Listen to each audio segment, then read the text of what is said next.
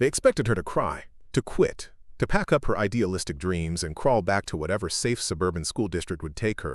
After all, she was just another young teacher, fresh out of college, naive enough to think she could make a difference in a place where hope went to die. But when those books hit the floor, and the laughter echoed through room 237, something ancient stirred in Sarah Chen's muscles, something her students had never seen before. What they didn't know was that behind her gentle smile and soft-spoken demeanor lived 15 years of disciplined training, 15 years of learning that true strength whispers before it roars.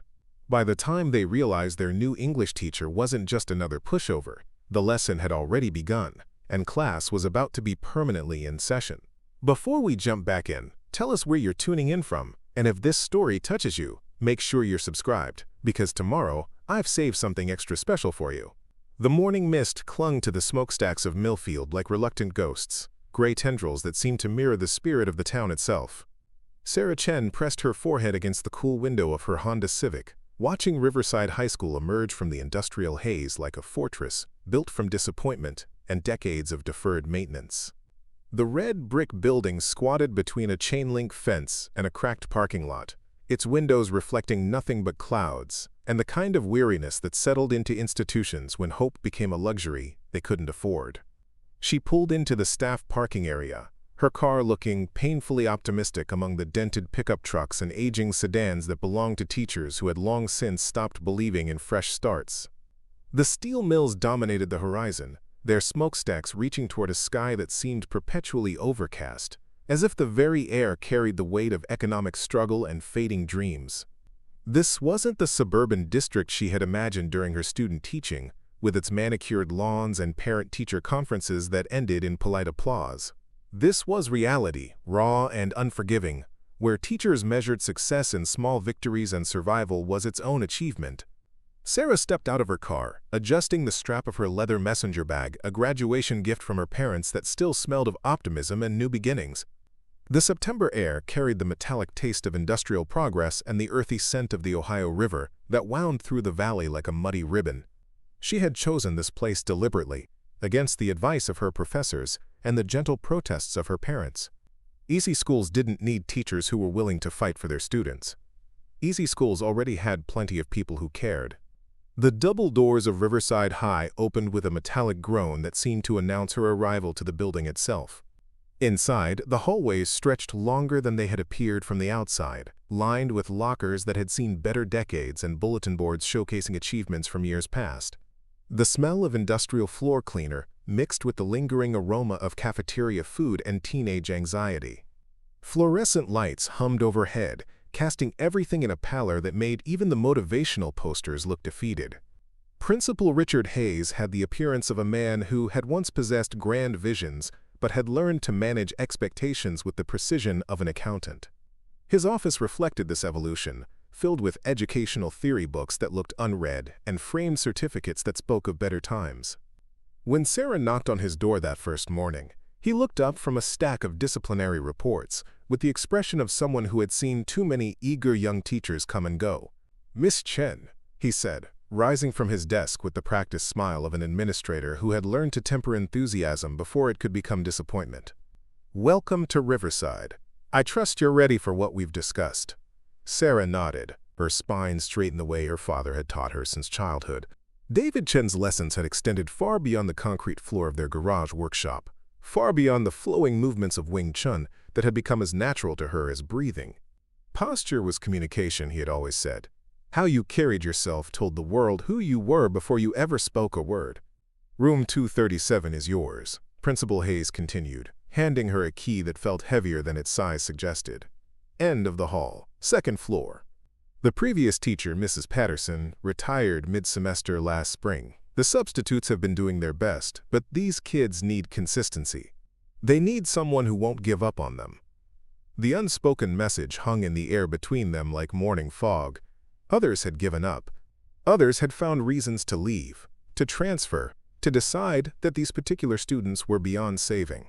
Sarah accepted the key with both hands, a gesture of respect her mother had taught her, and met the principal's tired eyes with calm determination. "I'm not going anywhere," she said simply. Room 237 sat at the end of a hallway that seemed to stretch forever, isolated from the main flow of traffic that moved through the school like blood through tired arteries.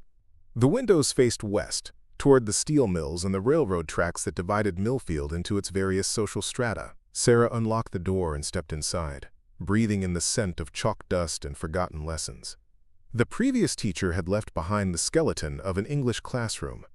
Bookshelves lined the walls, half empty and waiting for someone to care enough to fill them properly. A whiteboard dominated the front wall, still bearing the ghost marks of lessons, erased but not forgotten. 32 desks arranged in rows faced forward like soldiers awaiting orders that might never come. Sarah set her bag on the desk at the front of the room and began the process of making the space her own. She had spent weeks preparing for this moment, researching not just curriculum standards and lesson plans, but the particular challenges that came with teaching in a district where poverty and opportunity rarely occupied the same address. Her professors had warned her about burnout, about the statistics that showed how many new teachers left the profession within their first 5 years. What they hadn't prepared her for was the weight of walking into a room where hope had been rationed for so long that even the air felt heavy with unspoken resignation. The first students began filtering in 20 minutes before the bell, drawn by curiosity more than punctuality. They moved with the practiced wariness of young people who had learned not to expect much from adults, their eyes scanning the room for changes, for signs of what this new teacher might demand from them. Sarah continued arranging her materials, aware of being watched but not acknowledging the scrutiny directly. Her father had taught her that awareness was a circle, that you could observe without seeming to observe, that strength often presented itself as calm patience. Jake Morrison entered the room like he owned it, his Letterman jacket worn despite the September heat, his stride carrying the confidence of someone who had never learned that respect was earned rather than taken. He was followed by Mason Torres, whose grin suggested he found entertainment in situations others might consider challenging, and Dylan Reed, who moved with the quiet calculation of someone who preferred to watch rather than act. They chose seats in the back corner, their body language creating an invisible barrier that marked their territory as clearly as any physical boundary. "So you're the new teacher," Jake said, his voice carrying across the room with deliberate volume. "Heard you're fresh out of college. Hope you're ready for us." Sarah looked up from her lesson plan, her expression pleasant but unreadable. "I'm Miss Chen," she said, her voice steady and clear. "And I'm very much looking forward to working with all of you this semester." Mason leaned back in his chair, balancing on 2 legs, with practiced ease. "Miss Chen, huh? Where are you from? You don't sound like you're from around here." The question carried weight beyond its simple words, a test disguised as curiosity. Sarah had expected this moment, had prepared for the careful dance of establishing authority without creating unnecessary conflict. "I'm from Columbus originally," she replied, returning her attention to her materials. "But I'm here now, and I'm here to stay." More students filtered in as the morning progressed, filling the seats with the casual chaos of teenagers who had learned to navigate institutional indifference with varying degrees of success. Some looked genuinely curious about what this new teacher might offer. Others wore the glazed expression of students who had given up on education as anything more than a requirement to be endured. A few, Sarah noticed, kept glancing nervously toward the back corner, where Jake and his friends had established their unofficial command center. The bell rang with mechanical precision, signaling the official beginning of Sarah's teaching career at Riverside High. She stood before her first period class, 32 faces looking back at her with expressions ranging from boredom to suspicion to cautious hope. This was the moment every education course had prepared her for, and yet somehow hadn't prepared her for at all. "Good morning," she began, her voice carrying easily through the room without strain or effort. "I know you've had several substitute teachers over the past few months, and I know that can be frustrating. I'm here to provide the consistency you deserve, and I hope we can build something meaningful together." "Yeah, right," came a voice from the back corner, followed by barely suppressed laughter. Sarah didn't respond immediately, didn't take the bait of engaging with the disruption. Instead, she moved around her desk, her movements fluid and purposeful, positioning herself where she could see every student clearly. "I'd like to start by learning your names," she continued, as if the interruption hadn't occurred.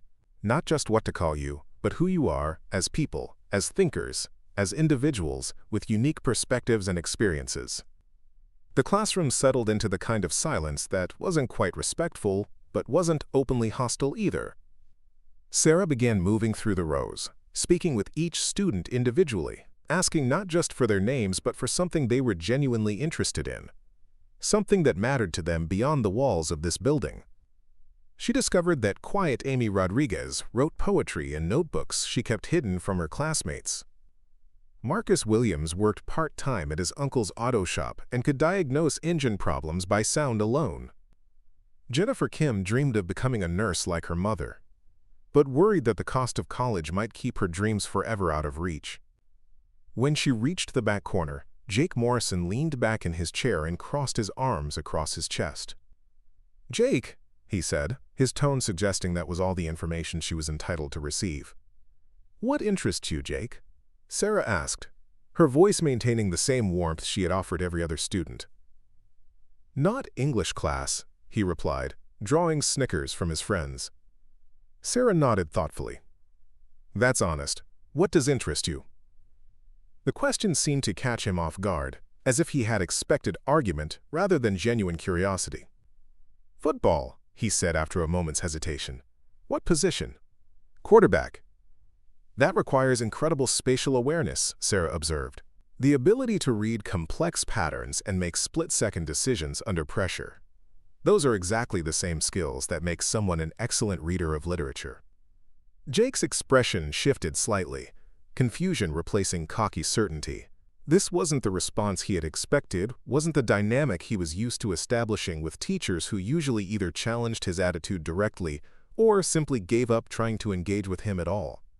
Sarah moved on to Mason, then Dylan, treating each of them with the same respectful attention she had. Preparing and narrating this story took us a lot of time, so if you are enjoying it, subscribe to our channel. It means a lot to us. Now back to the story. Shown every other student. By the time she had made her way through the entire class, something in the room had shifted. Not dramatically, not obviously, but enough that the air felt less charged with anticipation of conflict. "Now," Sarah said, returning to the front of the classroom, "let's talk about why we're here together for the next 4 months." She moved to the whiteboard and wrote a single word in clear, confident script: voice. Every piece of literature we read this semester, every essay you write, every discussion we have, will be about finding and developing your voice. Not the voice that tells people what they want to hear, not the voice that stays quiet to avoid conflict, but your authentic voice, the one that can change minds, influence decisions, and create the kind of change you want to see in the world. For the first time since the bell had rung, the classroom fell into genuine silence. Sarah could feel the weight of 32 pairs of eyes, some skeptical, some curious, some filled with the kind of hunger that came from spending too long in educational environments that treated them as problems to be managed, rather than individuals with unlimited potential. The rest of the period passed smoothly, with Sarah introducing the first novel they would read together and explaining her expectations for class participation and respect. As the bell rang and students began gathering their belongings, she felt a cautious optimism settling in her chest. This could work. These students, despite their protective cynicism and practiced indifference, wanted to learn. They wanted to matter. But as Jake Morrison passed her desk on his way out, he paused just long enough to speak quietly. His words meant only for her ears. "Nice speech, Miss Chen. But you'll learn real quick that voice doesn't mean much around here. Actions do." The door closed behind him with a soft click, leaving Sarah alone in room 237, with the afternoon sunlight streaming through windows that looked out toward the steel mills and the promise of challenges yet to come. The teacher's lounge at Riverside High existed in a perpetual state of exhausted resignation, like a waiting room where hope went to die slowly over burnt coffee and microwaved leftovers. Sarah pushed through the door during her lunch break, carrying a homemade sandwich and the kind of nervous energy that came with surviving her first week of classes.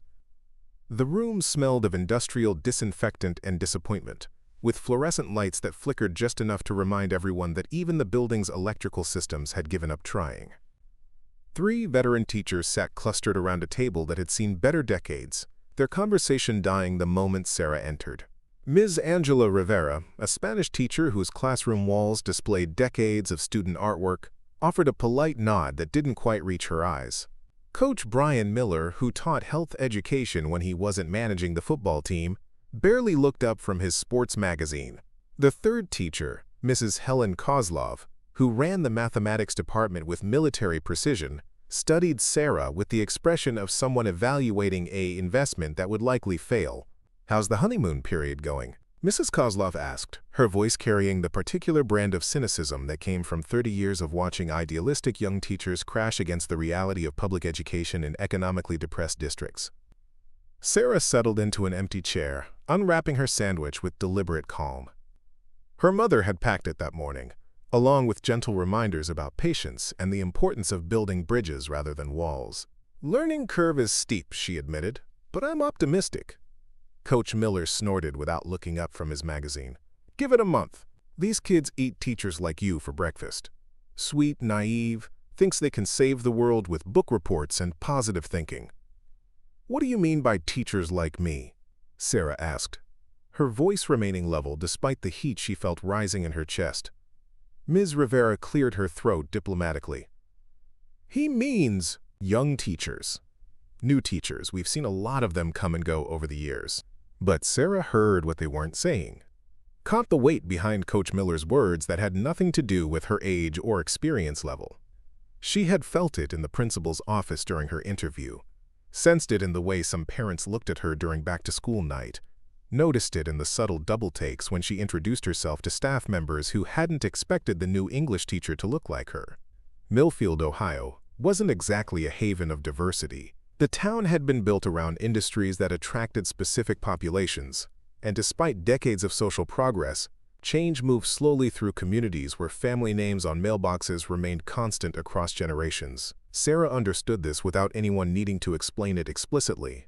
What surprised her was how little it bothered her, how easily she could separate other people's discomfort from her own sense of purpose. "The Morrison boy giving you trouble yet?" Mrs. Kozlov asked, changing the subject with the efficiency of someone who preferred practical concerns to philosophical discussions about educational equity.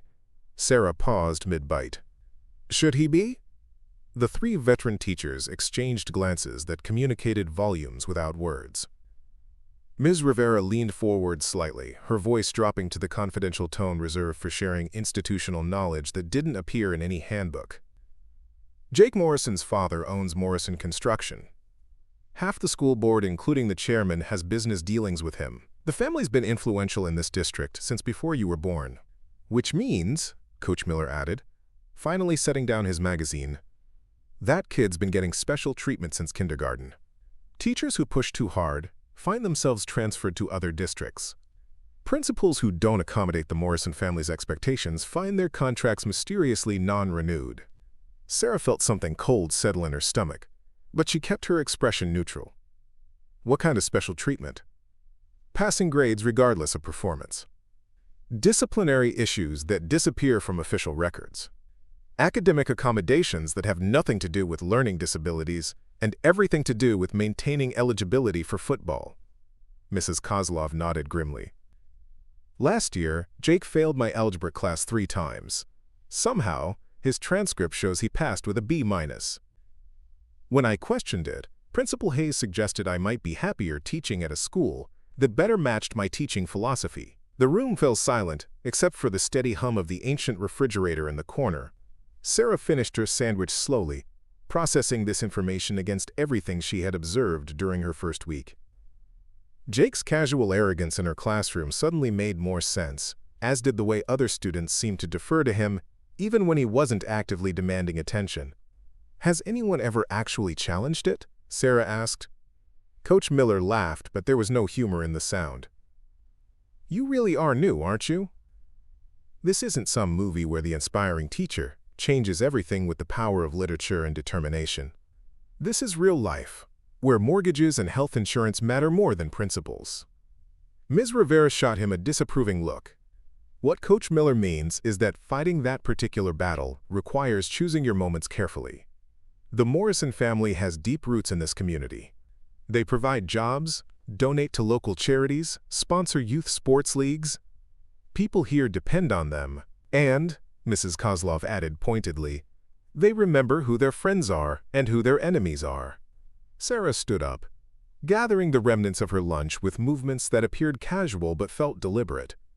"Well, I appreciate the heads up, but I'm here to teach English, not navigate family politics."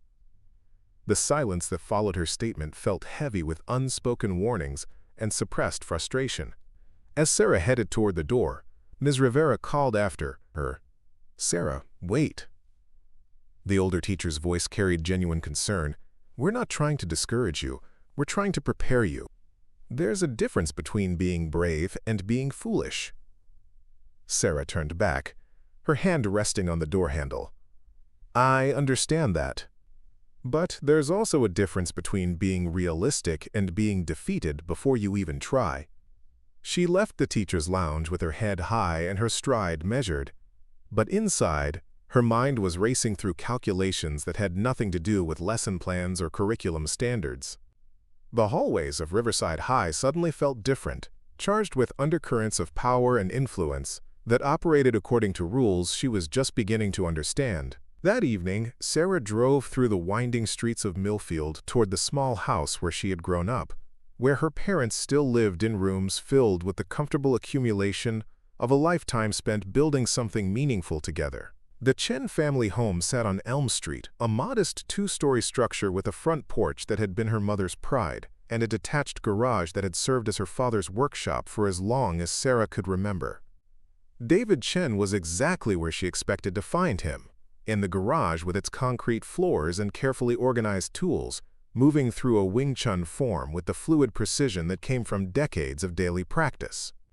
At 58, he still possessed the kind of physical confidence that spoke of a man who understood his body as an instrument rather than simply a vessel. His movements flowed like water, each technique transitioning seamlessly into the next, his breathing steady and controlled. Sarah stood in the doorway for several minutes, watching her father practice the art that had shaped not just his physical capabilities, but his entire approach to life. Wing Chun wasn't just martial arts in the Chen household. It was philosophy, psychology, and practical wisdom, condensed into movements that could be practiced in a space no larger than a phone booth. "Rough day?" David asked without breaking his form or opening his eyes. "Is it that obvious?" Your breathing changed when you walked in. Tension in your shoulders. You're carrying stress in your neck. Sarah smiled despite herself. Her father's ability to read people had always bordered on the supernatural, a skill developed through years of teaching martial arts to students who often carried emotional baggage that was heavier than any physical opponent they might face. David completed his form and turned to face his daughter, his expression showing the kind of patient attention that had made him an exceptional teacher both in the garage and in the machinist shop where he had worked for 30 years before retiring. "Tell me about it." Sarah found herself explaining not just the events of the day but the underlying tensions she was beginning to sense at Riverside High. Her father listened without interrupting, occasionally nodding or asking clarifying questions that helped her organize her thoughts more clearly. "So the Morrison boy believes he's untouchable," David said when she finished. "It sounds like he might be right." David moved to a workbench where he kept a collection of Wing Chun training tools, picking up 2 wooden dummy arms that had been carved and sanded smooth through years of use. He handed one to Sarah and kept the other for himself. "In Wing Chun, we have a concept called sticking hands," he said, beginning a slow, controlled drill that Sarah matched automatically. "The idea is to maintain contact with your opponent while staying relaxed and responsive. You don't fight force with force, you redirect it." Their arms moved in circular patterns, each trying to find openings in the other's defense, while maintaining the light, springy contact that was the hallmark of the technique. Sarah had been practicing this drill since she was 12 years old, but tonight it felt different, charged with meaning that extended beyond the physical movements. "The mistake most people make," David continued, his voice calm despite the complexity of the drill they were performing, "is thinking that being soft means being weak. They assume that redirecting force means avoiding confrontation altogether." Sarah's arm swept aside her father's probe toward her centerline, simultaneously launching her own attack that he deflected with minimal effort. "But that's not what it means." "No. Being soft means being smart. It means understanding that the opponent's strength can become their weakness if you know how to use it properly." They continued the drill for several more minutes, their movements becoming more complex as each tried to find angles the other couldn't counter. Finally, David stepped back and nodded toward the heavy bag that hung in the corner of the garage. "Show me what you're really feeling," he said. Sarah wrapped her hands quickly. muscle memory guiding her through the familiar ritual of preparing for serious training. The heavy bag had been her confessional for years, the place where she could express emotions that didn't fit anywhere else in her life. Her first punch landed with satisfying, solid impact, followed by a rapid series of chain punches that made the bag dance on its chains. "I'm angry," she said between combinations. "I'm angry that these kids are being failed by a system that's supposed to protect them. I'm angry that teachers are so beaten down they've given up trying to make things better. I'm angry that some 17-year-old thinks he can intimidate me because his daddy writes checks to the right people." Her strikes became faster, more intense, but remained technically precise. Wing Chun had taught her that emotion could fuel technique without compromising it, that anger could be channeled into focus rather than allowed to create chaos. "And I'm angry at myself," she continued, "for being naive enough to think that good intentions and enthusiasm would be enough." David held the bag steady, absorbing the impact of her strikes without comment. This was part of his teaching method, allowing students to work through their emotions physically before attempting to address them intellectually. "Are you finished being angry?" he asked when she finally stepped back, breathing hard but feeling clearer. "For now." "Good. Anger is useful, but only if you don't let it make your decisions for you." Sarah unwrapped her hands slowly, her heart rate returning to normal as her father began the process of helping her think through the situation strategically rather than emotionally. "Tell me about the students who aren't causing problems," David said. Sarah considered this. "Most of them, actually. There are kids in my classes who are genuinely trying, who want to learn, who light up when you give them individual attention. They're just afraid." "Afraid of what?" "Of standing out, of being targets, of attracting attention from the wrong people." David nodded. "And what happens to those students if you leave?" The question hit Sarah like a physical blow. She had been so focused on her own frustration with the politics and power dynamics that she hadn't fully considered the perspective of the students who were counting on her to stay, to fight, to be the advocate they deserved. "They get another substitute teacher who doesn't know their names and doesn't care about their potential," she said quietly. "And Jake Morrison? He learns that intimidation works, that there are no consequences for his actions, that the system will always protect him no matter how he treats other people." David began putting away the training equipment with methodical precision. "Wing Chun teaches us that every technique has a counter, every position has a weakness, every advantage can be turned into a disadvantage with the right approach." Sarah watched her father work, understanding that he was building toward a point, but knowing better than to rush him toward it. "The Morrison family's power comes from the community's dependence on them," David continued. "But dependence is a two-way relationship. They need the community's respect and cooperation as much as the community needs their economic contributions." "What are you suggesting?" "I'm not suggesting anything. I'm simply observing that power structures that appear solid often have more flexibility than they initially seem to possess." Sarah's mother appeared in the doorway of the garage, her nurse's scrubs suggesting she had just returned from her shift at Millfield General Hospital. Linda Chen carried herself with the quiet competence of someone who had spent decades making life-and-death decisions under pressure, and her presence immediately softened the intensity of the conversation. "Are we solving the world's problems out here?" she asked, settling onto a folding chair that David kept near his workbench. "Just discussing teaching strategies," Sarah replied. Linda smiled knowingly. Teaching strategies that require heavy bag work and tactical analysis. Those are the best kind." Sarah felt herself relaxing for the first time since lunch. This garage, with its concrete floors and carefully maintained equipment, had always been her sanctuary. Here she could be simultaneously her father's daughter and her mother's child, could access both the warrior discipline that David had instilled in her and the compassionate wisdom that Linda modeled daily in her work. "How was your day, Mom?" Linda's expression grew thoughtful. "Interesting, actually. I treated a young man this afternoon, high school age, who came in with his mother. Apparently he'd been having panic attacks, trouble sleeping, academic performance declining. Sweet kid, very polite, but clearly struggling with something." Sarah felt a familiar tightness in her chest. "Local kid?" "I think so. The mother mentioned Riverside High when she was filling out paperwork." The three of them sat in comfortable silence for a moment, each processing the implications of this information in their own way. Sarah understood that her mother was sharing this not as gossip, but as evidence of the broader impact that toxic school environments could have on young people's physical and mental health. The mother was worried about bullying, Linda continued carefully. Apparently, the boy had been having trouble with some classmates, but he was afraid to report it because he didn't think anyone would believe him or do anything about it. David leaned against his workbench, his expression thoughtful. Did she say why he felt that way? Something about the other students being connected to influential families. The boy was convinced that complaining would only make his situation worse. Sarah felt pieces clicking together in her mind, forming a picture that was both clearer and more troubling than what she had understood before. The Morrison family's influence wasn't just protecting Jake from consequences. It was creating an environment where other students felt helpless to protect themselves from his behavior. How many kids do you think are suffering in silence because they don't believe the system will protect them? Sarah asked. Linda's nurse instincts had given her insight into human suffering that extended far beyond physical ailments. More than you'd want to know about, she said quietly. And fewer than you might fear, if someone gave them hope that speaking up might actually make a difference. As Sarah drove home that night, she found herself thinking about the concept of sticking hands, about the way Wing Chun taught practitioners to maintain contact with opponents while remaining fluid and responsive. Perhaps the key to dealing with Jake Morrison wasn't to avoid him or confront him directly, but to stay close enough to understand his patterns, his weaknesses, his tells.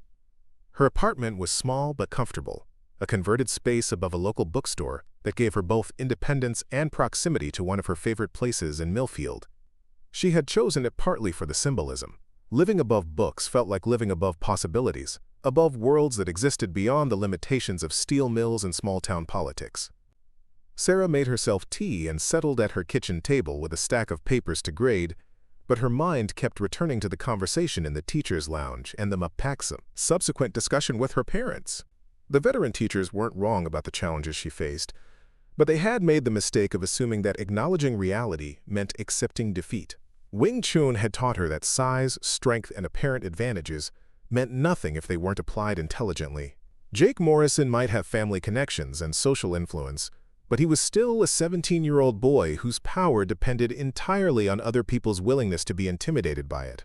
Sarah opened her laptop and began researching, not lesson plans this time, but school district policies, state education regulations, and federal guidelines regarding discriminatory treatment and hostile learning environments.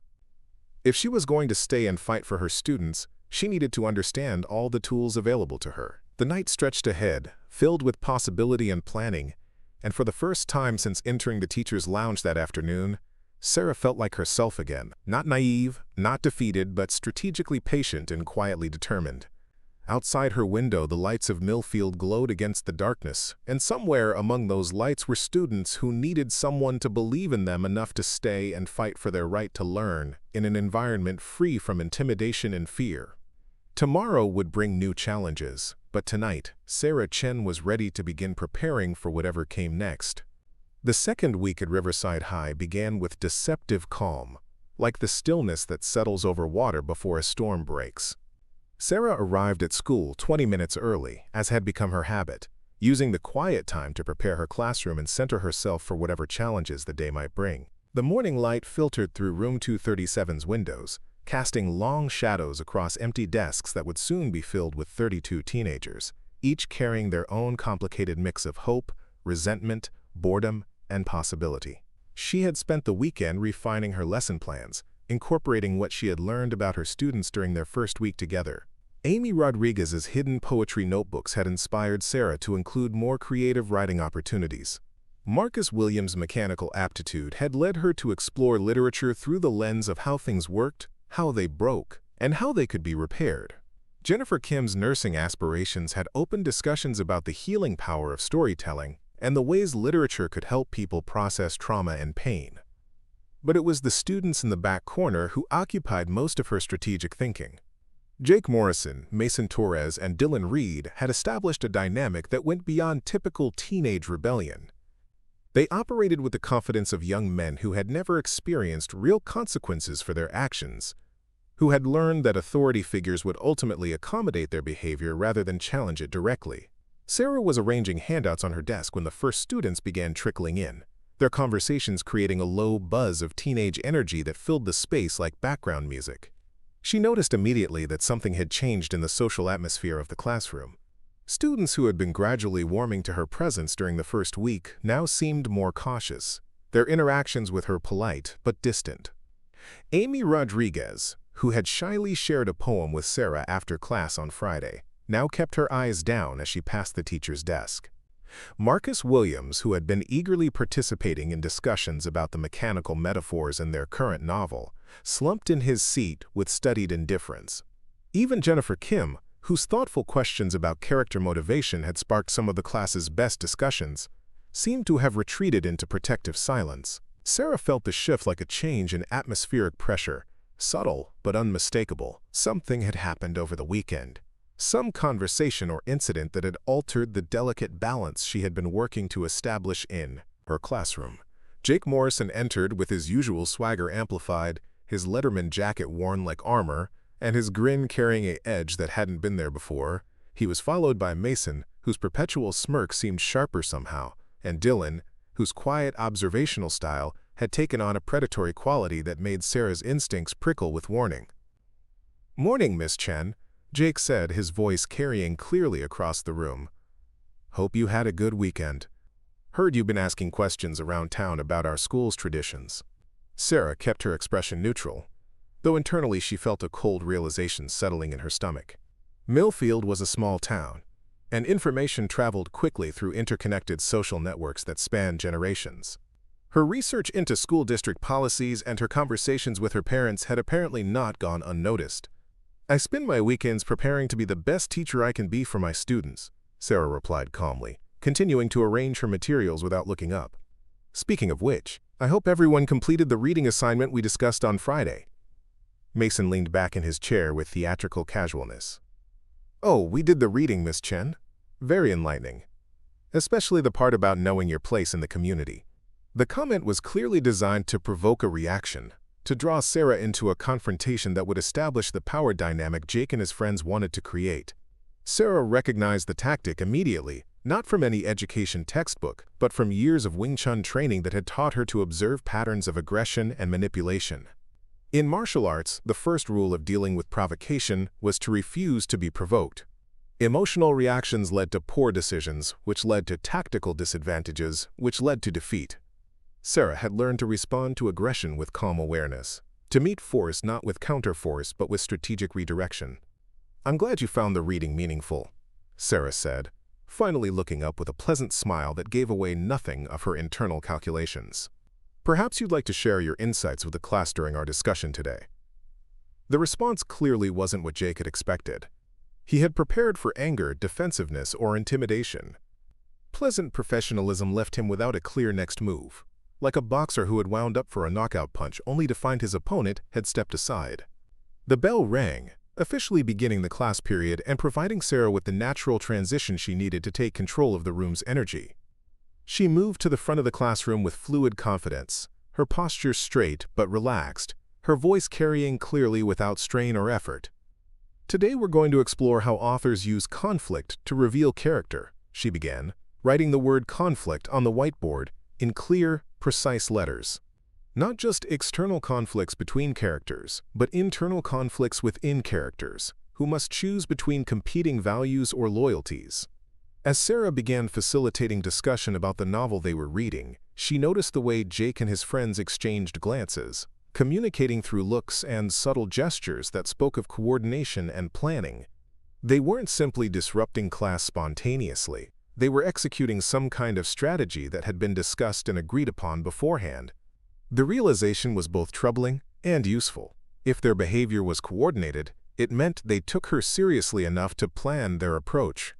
It also meant their actions would follow predictable patterns that could be anticipated and countered. "Trevor," Sarah said, addressing a sophomore who had been notably quiet since the beginning of the semester, "what do you think motivates the protagonist's decision to confront his father about the family business?" Trevor Walsh looked up with the startled expression of a deer caught in headlights.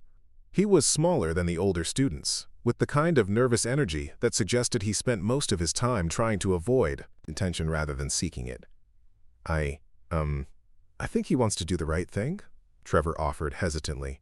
"That's a good start," Sarah encouraged. "What makes it difficult for him to know what the right thing is?" Before Trevor could respond, Jake's voice cut across the room. Maybe he should mind his own business instead of sticking his nose where it doesn't belong. The comment was ostensibly about the fictional character, but its real target was obvious to everyone in the room. Several students shifted uncomfortably in their seats, while others avoided eye contact entirely. The atmosphere in the classroom had become charged with tension that had nothing to do with literary analysis. Sarah felt a moment of choice presenting itself, one of those pivotal seconds that would define the trajectory of everything that followed. She could ignore the comment and continue with the lesson, thereby tacitly accepting Jake's right to disrupt her class with impunity. She could confront him directly, thereby giving him the confrontation he seemed to be seeking. Or she could find a third option that redirected his aggression while maintaining her educational objectives. "That's an interesting perspective, Jake," Sarah said thoughtfully. "The tension between individual conscience and community loyalty is one of the central themes of this novel. Can you elaborate on why you think the protagonist should prioritize avoiding conflict over pursuing what he believes is morally correct?"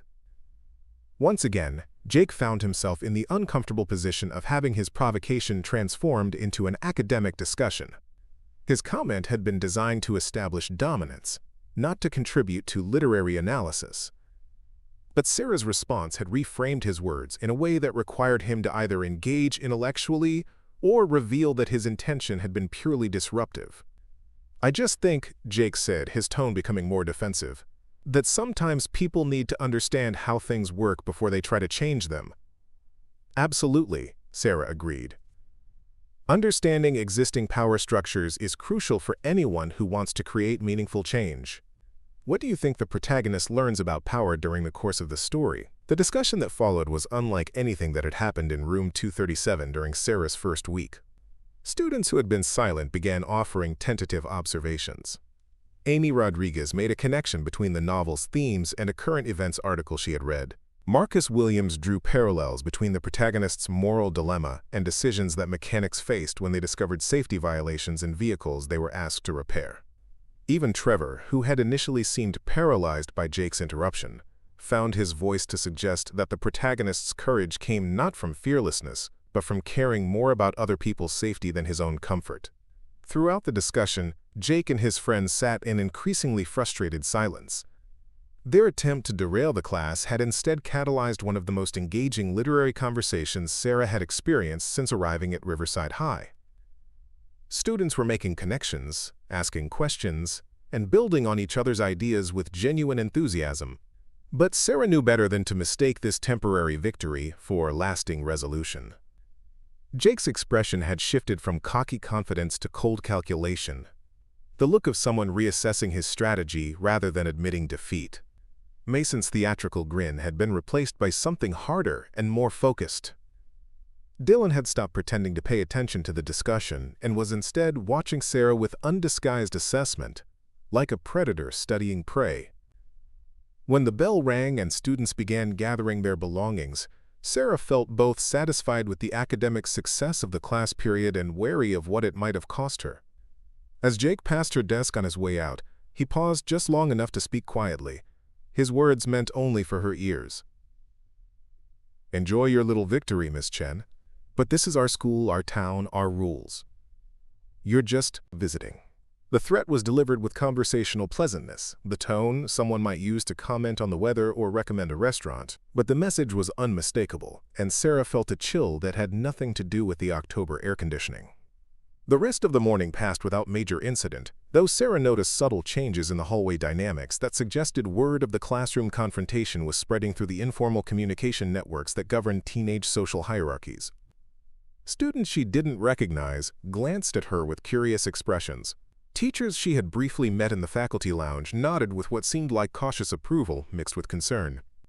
During her lunch break, Sarah walked through the school cafeteria, observing the complex social geography that divided students into distinct territories based on academic achievement, athletic participation, economic status, and mysterious factors that only made sense to teenagers themselves. She noticed that several students from her morning class were sitting together at a table near the windows, their animated conversation suggesting they were continuing the literary discussion that had begun in room 237.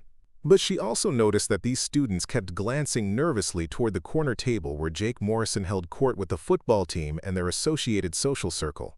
The body language was unmistakable. Predators and prey, occupying the same space but operating according to different rules.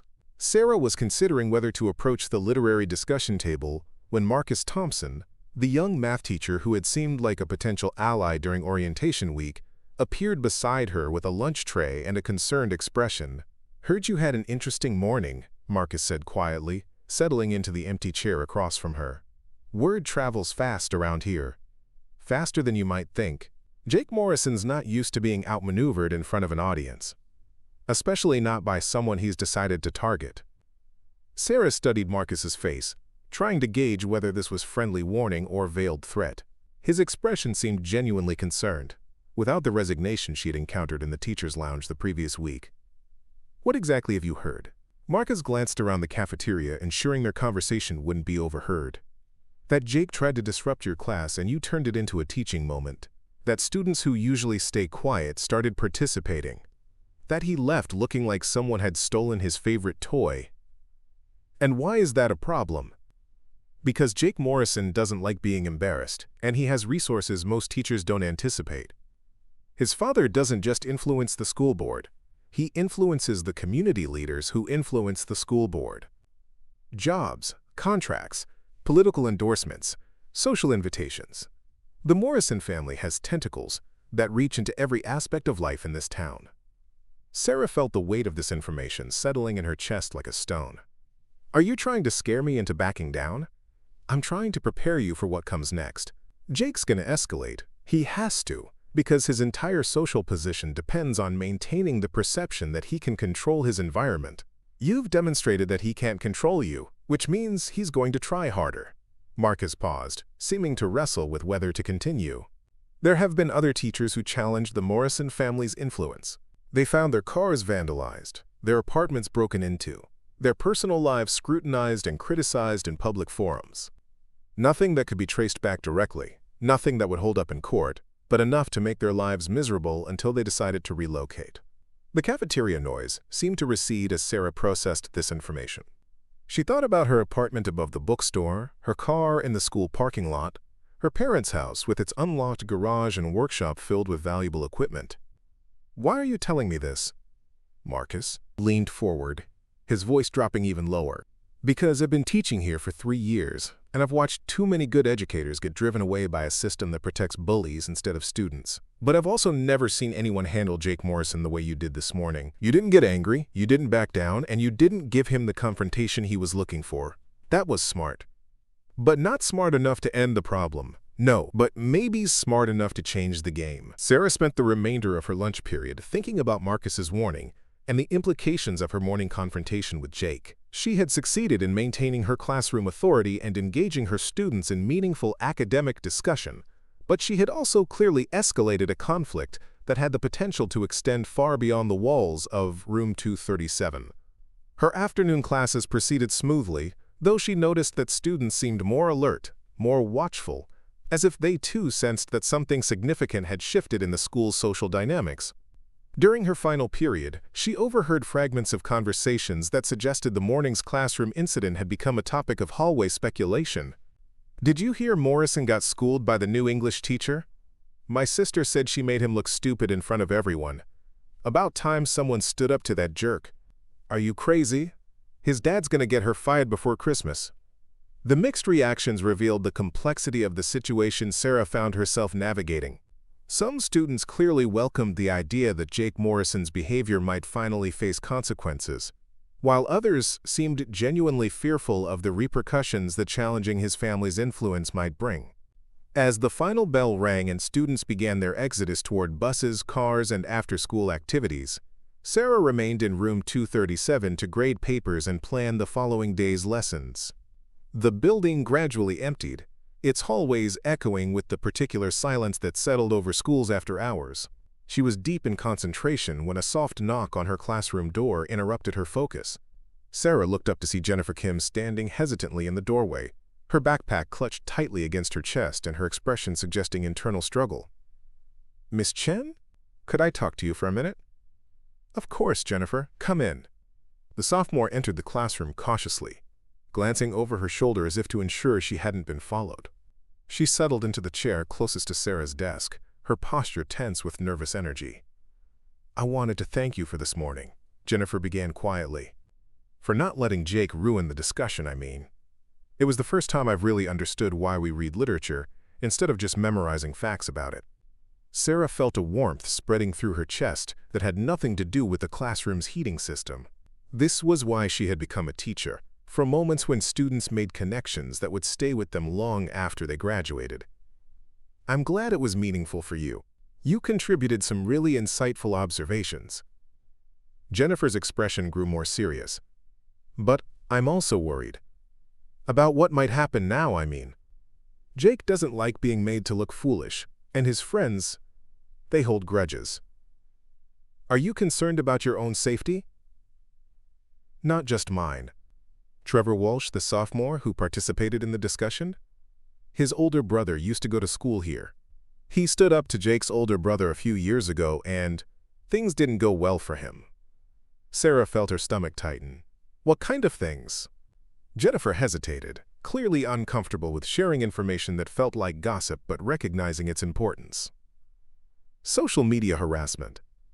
Rumors about his family's financial problems. His locker getting vandalized. Anonymous calls to his part-time job claiming he was stealing from the register.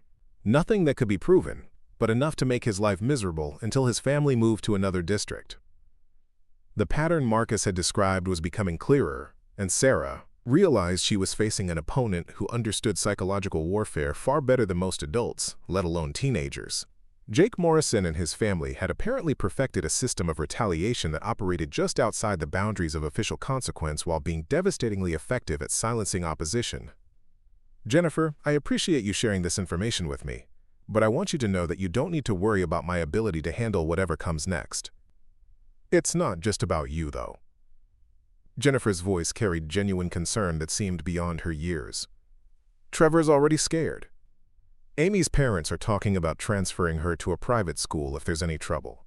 Marcus Williams, his uncle owns the auto shop where he works, and the Morrison family has a lot of influence with local businesses." Sarah felt the full weight of the situation settling on her shoulders. Her conflict with Jake Morrison wasn't just about classroom discipline or educational philosophy. It was about whether students like Jennifer, Trevor, Amy, and Marcus would learn that courage was rewarded or punished, that standing up for what was right led to positive change or devastating consequences. "What would you like me to do?" Sarah asked, genuinely curious about Jennifer's perspective. "I don't know," the sophomore admitted. "But I know that what happened in class this morning was the first time I felt like school might actually be a place where learning matters more than politics. I'd hate to lose that." After Jennifer left, Sarah remained in her classroom as darkness settled over Millfield, and the building's heating system cycled on with mechanical regularity. She found herself thinking not about lesson plans or grading rubrics, but about the conversation she'd had with her father in the garage the previous weekend. Wing Chun taught that every position contained both strengths and vulnerabilities, that apparent advantages could become liabilities with the right application of pressure. Jake Morrison's confidence was based on a lifetime of watching authority figures accommodate his behavior rather than challenge it. But that same history of easy victories might have left him unprepared for an opponent who refused to play by the established rules. Sarah gathered her materials and prepared to leave room 237, her mind already working on strategies that had nothing to do with traditional educational approaches and everything to do with the martial arts principles her father had spent years helping her internalize. As she walked through the empty hallways toward the parking lot, she felt the particular clarity that came with accepting challenge rather than avoiding it.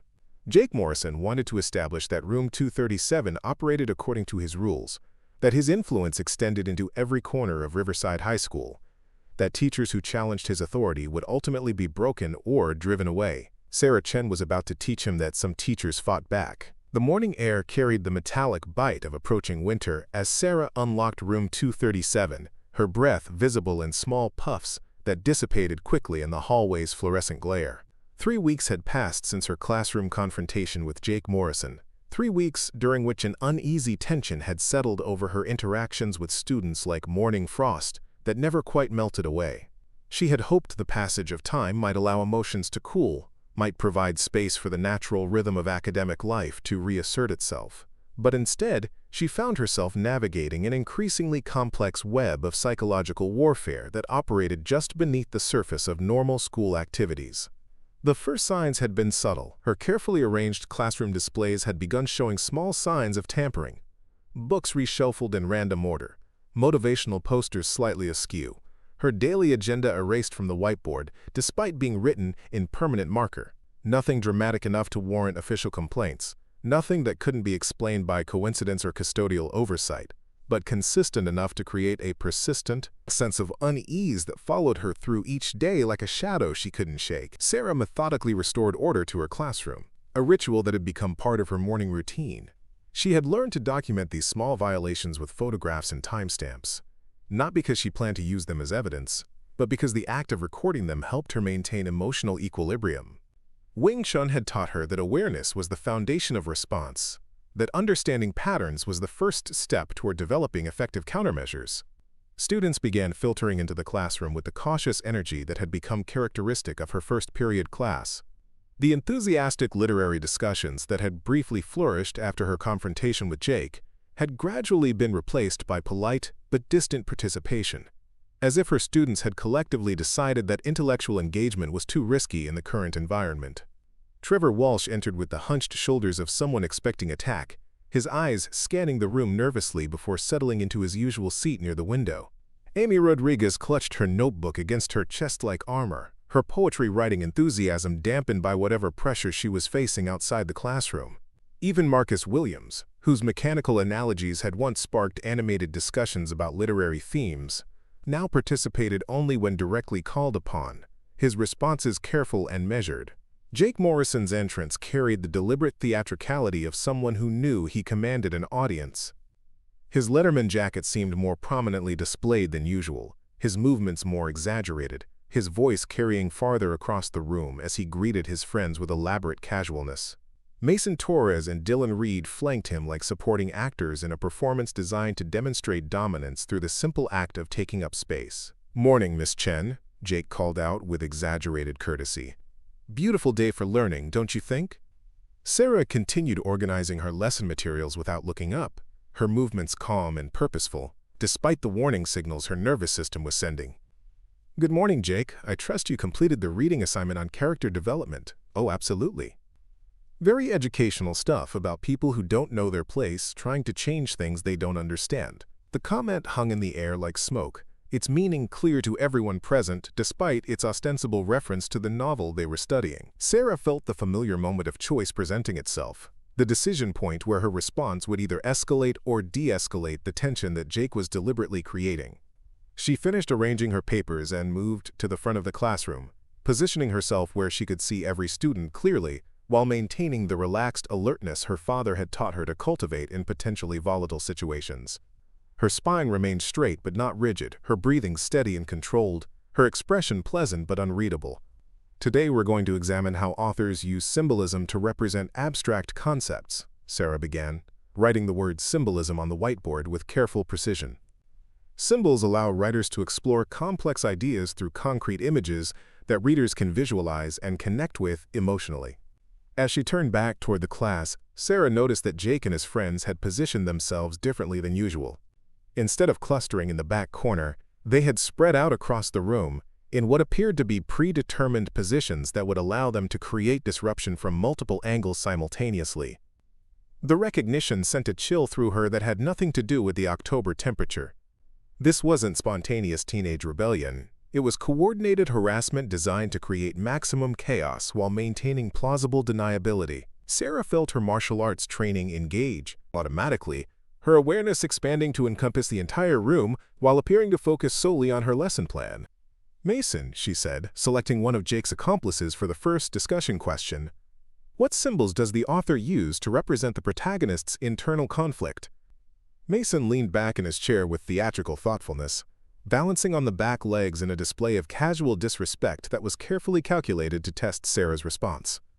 "Well, Miss Chen, I think the author uses symbols to show how some people create problems where none existed before." Before Sarah could respond, Dylan chimed in from across the room. Yeah, like how outsiders sometimes misunderstand local customs and traditions." The coordination was becoming more obvious. and Sarah realized she was facing something more sophisticated than typical classroom disruption. These young men had clearly planned their approach, probably with guidance from sources beyond their own experience. The language they were using, the timing of their interventions, the strategic positioning, all suggested preparation that went beyond anything she would have expected from teenage troublemakers acting independently. "Those are interesting observations," Sarah replied evenly. "Let's explore that theme more deeply. Trevor, what do you think the author is suggesting about the relationship between tradition and progress?" Trevor looked like he would rather disappear into his chair than participate in this increasingly charged discussion, but Sarah's direct question left him no choice but to respond. His voice came out as barely more than a whisper. Maybe the author thinks both sides have valid points? Explain what you mean by that." Before Trevor could elaborate, Jake's voice cut across the room with surgical precision. "I think Trevor's trying to say that smart people respect existing power structures instead of challenging them without understanding the consequences." The threat embedded in Jake's words was unmistakable, and Sarah watched Trevor's face drain of color as the implication registered. This wasn't just about literary analysis. It was about establishing that students who supported Sarah's teaching methods would face retaliation from Jake and his circle of influence. Sarah felt anger flare in her chest, hot and immediate. But her training kicked in before emotion could compromise her judgment. Wing Chun had taught her that anger was useful energy that became destructive only when it controlled decision-making rather than fueling focused action. She channeled the heat into sharp mental clarity, using Jake's aggression to confirm what she had already suspected about his tactical approach. "That's a sophisticated interpretation, Jake," Sarah said, her voice maintaining perfect professional calm. "Can you identify specific textual evidence that supports your reading of the power dynamics in the novel?" Once again, Jake found himself in the uncomfortable position of having his provocation transformed into an academic challenge. His comment had been designed to intimidate Trevor and demonstrate his ability to control classroom discourse, not to contribute meaningfully to literary analysis. "I think the evidence is pretty obvious," Jake replied, his tone becoming defensive as he realized Sarah wasn't going to provide him with the confrontation he was seeking. "I'd like you to be more specific. Which passages, which scenes, which character interactions support your interpretation?" The silence that followed stretched long enough to become uncomfortable, revealing that Jake's confident assertions weren't backed by actual engagement with the assigned reading. Several students shifted in their seats, and Sarah caught glimpses of suppressed smiles as her calm persistence exposed the emptiness behind Jake's intellectual posturing. But she also noticed the way Mason and Dylan exchanged glances, the subtle communication that suggested they were moving to the next phase of whatever strategy they had planned for this class period. Sarah's awareness sharpened, her peripheral vision expanding to track movement throughout the room while maintaining the appearance of focused attention on Jake's struggle to provide textual evidence for his claims. "You know what, Miss Chen," Jake said, his voice taking on a harder edge, "maybe we should talk about something more relevant to our actual lives, instead of wasting time on books written by dead people who never lived in places like Millfield. Literature helps us understand universal human experiences that transcend specific times and places," Sarah replied. "The conflicts and choices faced by characters in novels often mirror the decisions we make in our own lives." "Really? And what decisions are you making in your own life, Miss Chen?" The question carried implications that extended far beyond academic discussion, and Sarah felt the classroom atmosphere shift as students recognized they were witnessing something more significant than typical teacher-student friction. Jake's tone had moved beyond disrespect into territory that approached genuine menace, his words chosen to suggest knowledge of Sarah's personal circumstances that should have been private. "I'm making the decision to provide my students with the best education possible," Sarah responded, refusing to take the bait that Jake was offering. "Even when that education isn't wanted? Even when it causes problems for people who were perfectly happy before you arrived?" The mask was slipping, revealing the calculation and malice that had been lurking beneath Jake's performance of casual adolescent rebellion. Sarah realized she was looking at someone who understood psychological manipulation with sophistication that was genuinely disturbing in a 17-year-old. "Education is always valuable," Sarah said firmly. "Learning to think critically, to analyze complex situations, to communicate effectively, these skills benefit everyone, regardless of their background or circumstances. She was in the middle of elaborating on this point when Jake suddenly stood up, his movement sharp and deliberate. "You know what I think, Miss Chen? I think you need to learn something about respect." What happened next unfolded with the terrible clarity that comes with disaster in slow motion. Jake stepped towards Sarah's desk, his friends rising simultaneously from their positions around the room. Sarah's training kicked in automatically, her body shifting into heightened awareness as she recognized the coordinated movement of multiple potential threats. But instead of advancing on her directly, Jake moved toward the carefully arranged stack of books on her desk, novels for the next unit, reference materials she had brought from home, the lesson plans she had spent hours preparing. With deliberate malice, he swept his arm across the surface, sending everything crashing to the floor in a cascade of paper and scattered volumes. The sound echoed through room 237 like breaking glass, sharp and violent and unmistakably intentional. Books tumbled across the linoleum, their pages splaying open at random angles, carefully organized handouts scattered like leaves in a windstorm. Sarah's lesson plan for the day, complete with individual accommodations for students who needed extra support, landed face down near the trash can, its corners already beginning to curl. For a moment, the classroom existed in perfect silence, 32 teenagers frozen in shock at the brazen violation they had just witnessed. Even Jake's accomplices seemed startled by the boldness of his action, their eyes wide with something between admiration and fear. Sarah looked down at the destruction surrounding her desk, at the books her students needed for their education now scattered across the floor like discarded trash, at the hours of preparation reduced to chaos by one young man's need to demonstrate his power over her professional space. When she raised her eyes to meet Jake's gaze, he was grinning with triumphant satisfaction, his expression radiating the confidence of someone who believed he had just delivered a decisive blow.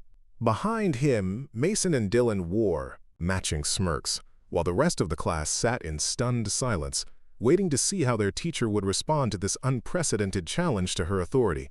"Oops," Jake said with mock contrition. "Guess I'm a little clumsy this morning." Sarah felt time slow down as she processed the moment that had just redefined everything about her experience at Riverside High School. This wasn't teenage rebellion or academic resistance or even personal dislike. This was calculated humiliation, designed to establish that Jake Morrison could destroy her professional dignity anytime he chose, in front of any audience he selected, with absolute impunity. But as Sarah looked at the scattered books and papers, she found herself thinking not about the mess on her floor, but about the years of Wing Chun training that had taught her to find opportunity within apparent disaster. Her father had always emphasized that an opponent's moment of greatest confidence was often their moment of greatest vulnerability, that the instant when someone believed they had achieved decisive victory was precisely when they became most susceptible to unexpected counterattack. Sarah knelt down and began gathering the scattered materials with movements that appeared calm and deliberate, but were actually tactical positioning. As she collected each book, each paper, each violated piece of her professional preparation, she could feel something crystallizing inside her chest. Not anger, not hurt, but purpose distilled into diamond-hard clarity. Jake had just made a critical strategic error. By escalating from psychological harassment to physical destruction of her property in front of 32 witnesses, he had crossed a line that even his family's influence might not be able to protect.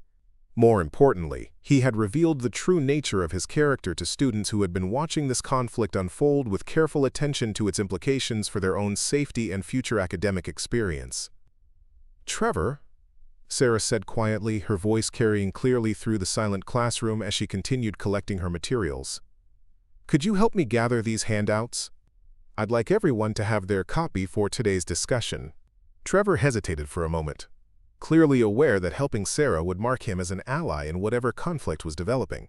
But then he slid out of his chair and knelt beside her, beginning to collect scattered papers with gentle care.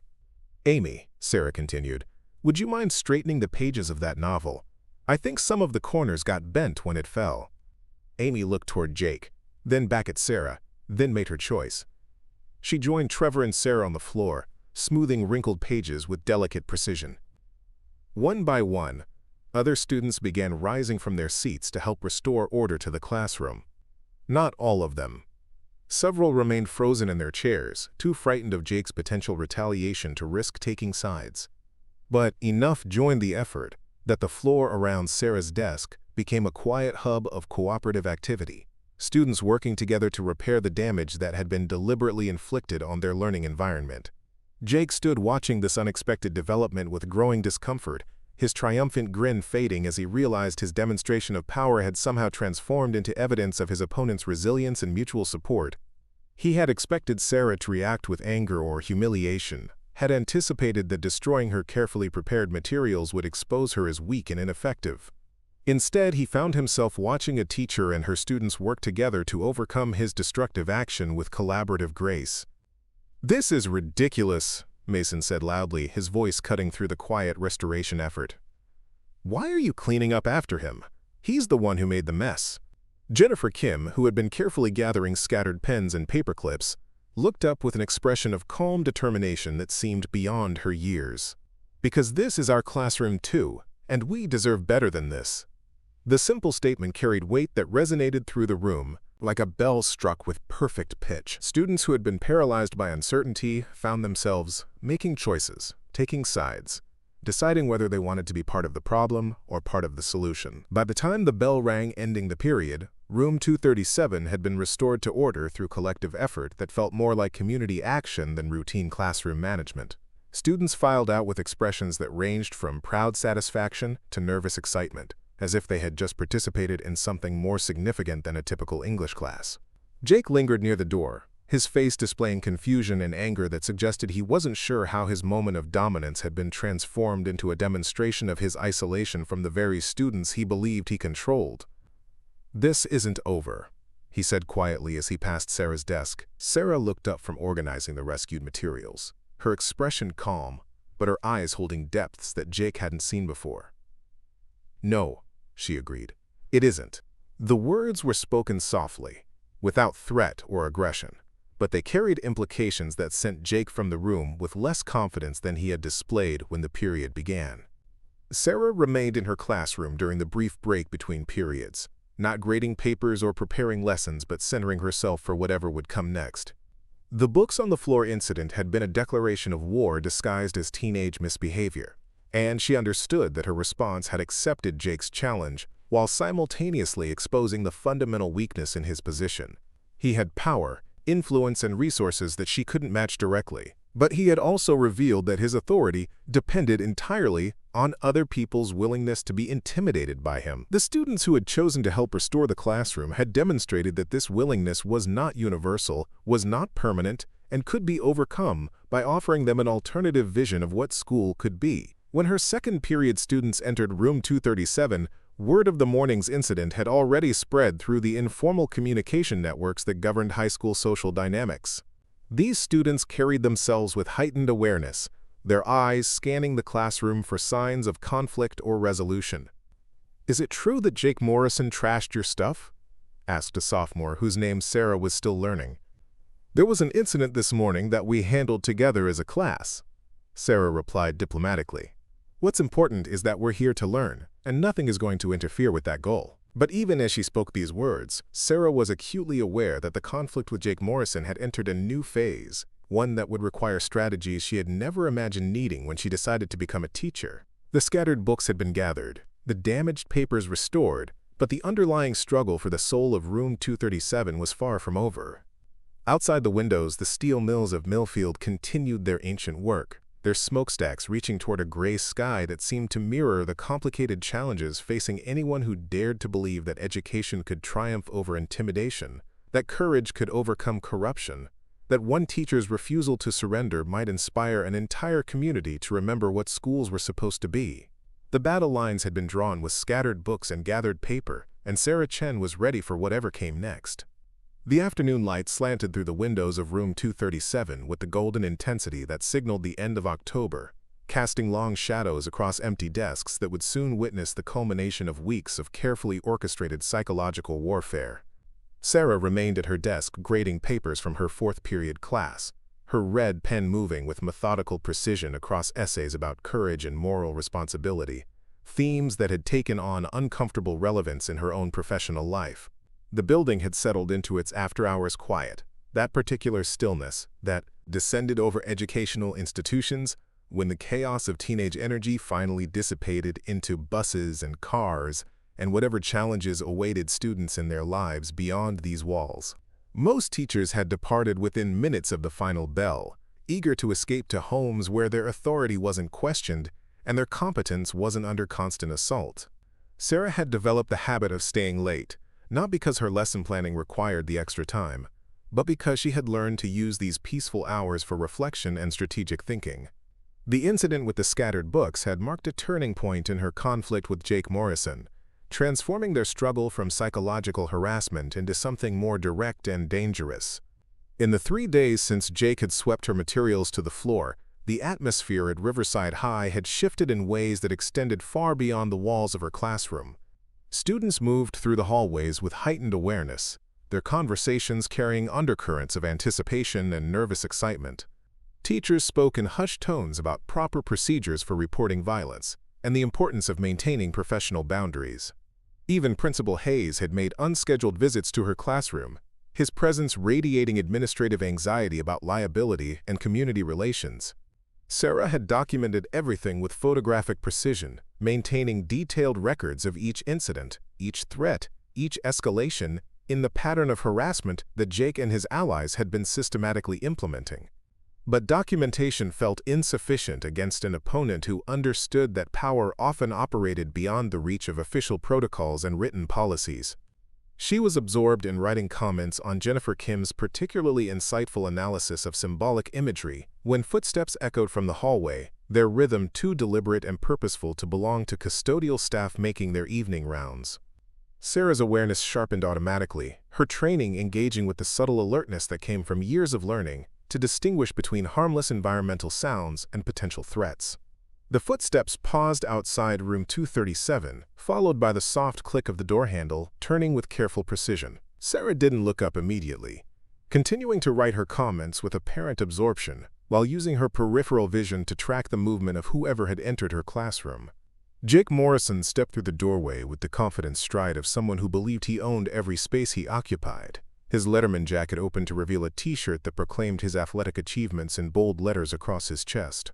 Behind him came Mason Torres and Dylan Reed, their presence transforming the peaceful classroom into something that felt suddenly charged with potential violence. The 3 young men moved with coordinated precision that spoke of planning and preparation. This wasn't spontaneous confrontation. It was tactical deployment designed to maximize psychological impact while creating plausible deniability about their true intentions. Sarah recognized the formation immediately from her father's teachings about multiple opponent scenarios, the way attackers positioned themselves to control space and limit their target's options for response. "Working late again, Miss Chen?" Jake asked, his voice carrying the false courtesy that had become his signature approach to intimidation. "That's admirable dedication. Most teachers can't wait to get out of here at the end of the day." Sarah completed her sentence before looking up, her expression pleasant but alert. The 3 young men had positioned themselves between her desk and the classroom door, a configuration that blocked her most direct route of escape, while creating the kind of intimidating presence that had probably served them well in previous encounters with authority figures who lacked the training to recognize tactical positioning. "Just finishing up some grading," Sarah replied calmly, capping her red pen with deliberate precision. "These essays about moral courage are quite thoughtful. Your classmates have some interesting perspectives on what it means to stand up for what's right, even when facing opposition from more powerful forces." Mason laughed, the sound sharp and unpleasant in the enclosed space. "Yeah, actually there is something we need help with. We need help understanding why you think you can come into our school and start causing problems for people who were doing just fine before you showed up." Sarah felt the familiar moment of choice presenting itself, the critical decision point where her response would determine whether this confrontation escalated into something genuinely dangerous or could be de-escalated through strategic positioning and careful communication.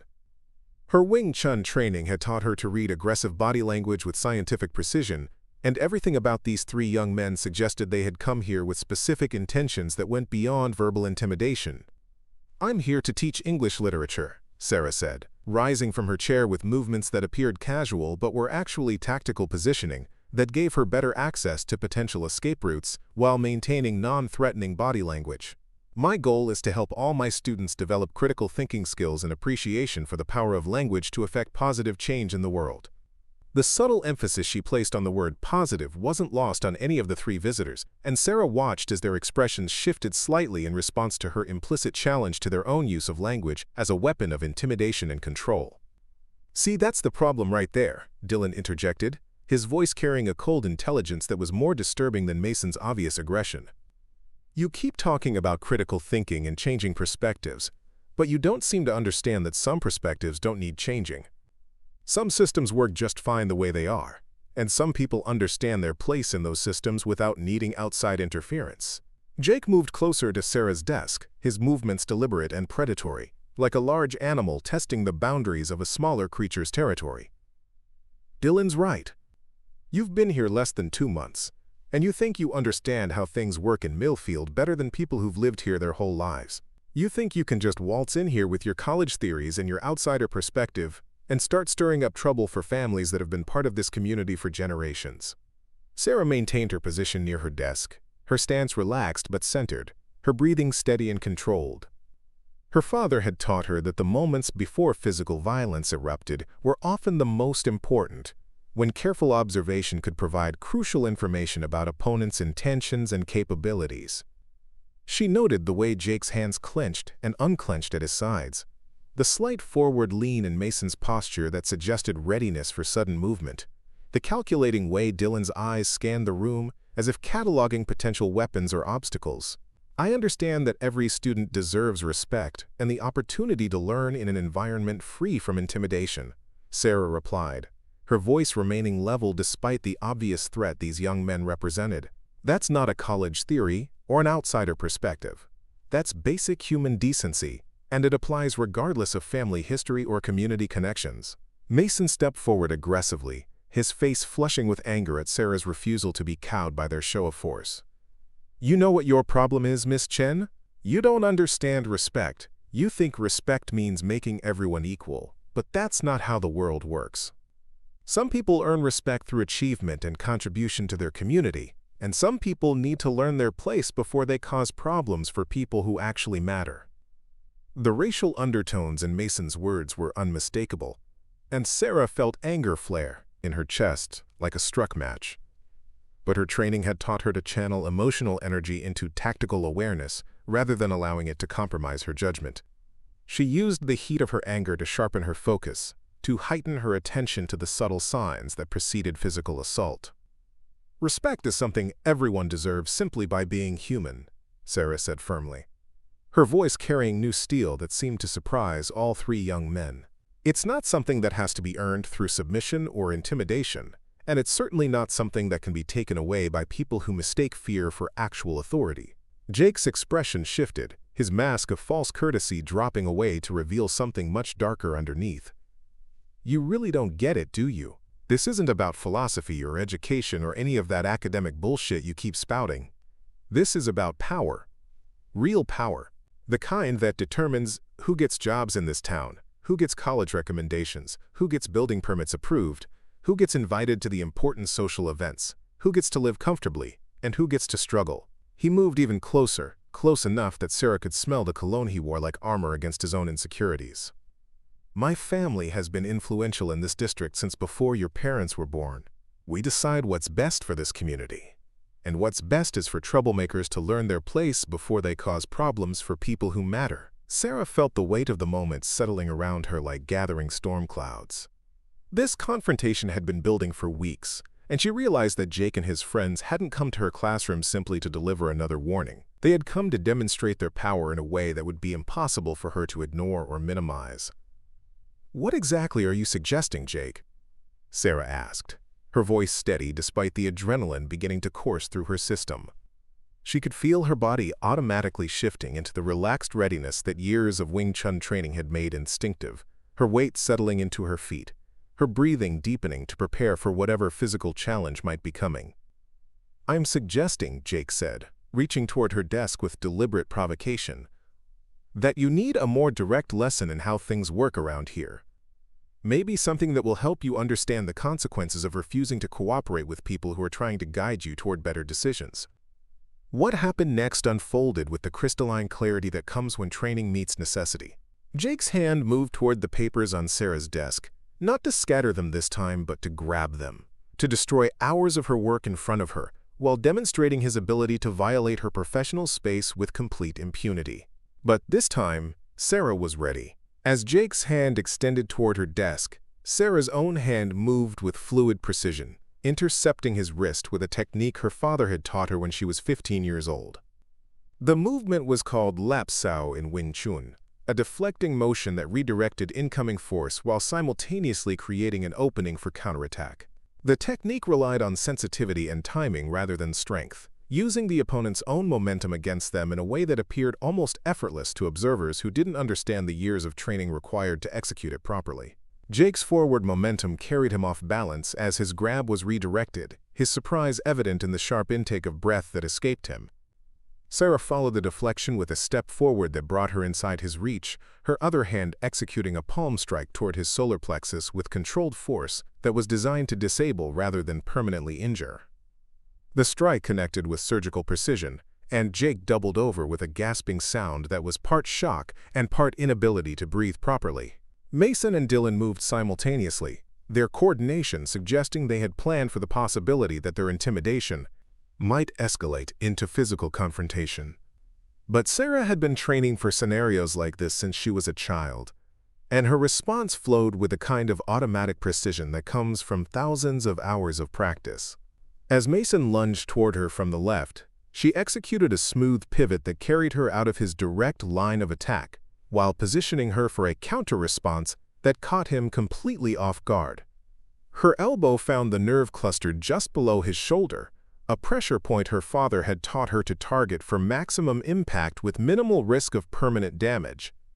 Mason's arm went numb instantly, causing him to stumble and crash into a row of desks with a sound that echoed through the empty classroom like breaking thunder. Dylan proved more cautious than his friends, hanging back and reaching for his phone with movements that suggested he intended to record whatever happened next. But Sarah's peripheral vision caught the telltale glow of his screen activating, and she realized that he was planning to create evidence that could be edited and manipulated to support whatever narrative Jake's family chose to construct about this incident.